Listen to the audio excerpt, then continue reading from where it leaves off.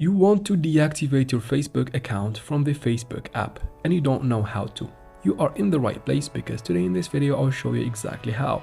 So you have been wondering how can you take a break from Facebook or basically just hide your account from people by deactivating it temporarily. You are in the right place. So let me show you exactly how can you do that. First, we need to get something out of the way.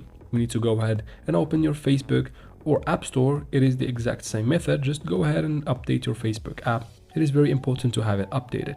So once you update your Facebook app, from there, go ahead and open it. Of course, once you open it, make sure you are logged into your account. This is very obvious, of course. Then tap on your profile picture in the top right corner. This will take you to the menu.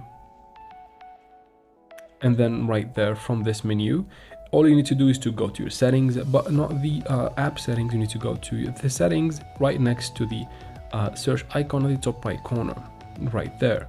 From here, we need to go to your account center in order to be able to deactivate your account. So tap right here on see more in account center.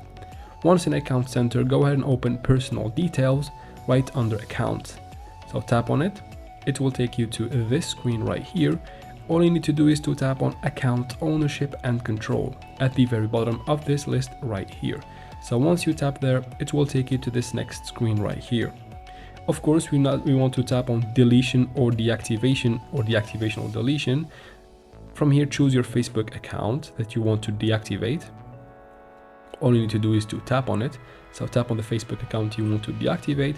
And from here, make sure the option that is selected is deactivate account and not delete account, because of course we just want to deactivate it and not delete it completely.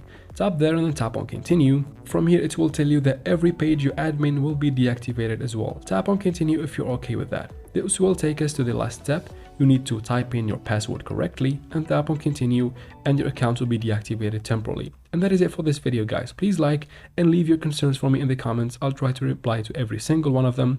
And thank you very much for watching. Don't forget to subscribe to the channel.